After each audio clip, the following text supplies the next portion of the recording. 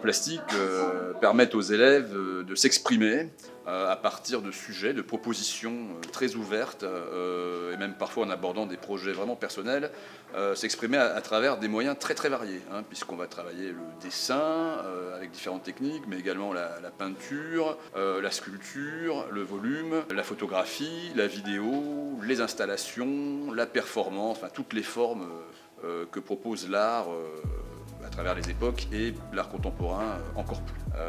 Alors on étudie également des œuvres dans la partie culture artistique ou histoire de l'art. Ça dépend, voilà, le volume d'heures attribué à la partie théorique dépend des classes, puisque en seconde il y a 3 heures d'enseignement en option facultative. Ensuite il y a 4 heures en spécialité en première et 6 heures en terminale en spécialité. Et les élèves peuvent ajouter à ça l'option facultative également en première et terminale qui est de 3 heures. Alors, les arts plastiques, c'est vraiment un domaine qui permet à chacun de s'exprimer, comme je l'ai dit, mais également d'apporter tout ce qui lui plaît, tout ce qui fait qu'il est un individu, une personne à part entière, c'est-à-dire son imagination, son humour, son petit grain de folie, mais également voilà, une certaine forme d'impertinence parfois. Voilà, c'est un domaine qui est extrêmement ouvert et qui accueille avec générosité, je dirais, presque tous les autres domaines.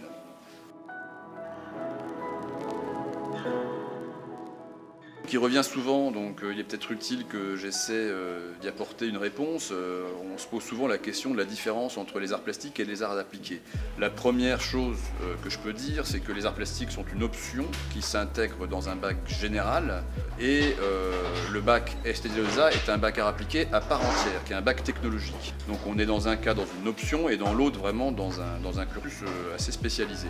La deuxième différence, même si on est dans les deux cas proches des formes, des couleurs, des matériaux, c'est que vous avez en art appliqué un cahier des charges qui fait qu'il faut apporter une réponse à une commande, voilà, une demande assez précise, alors qu'en art plastique vous avez une liberté sans doute plus grande de vous exprimer à partir des moyens que vous choisissez.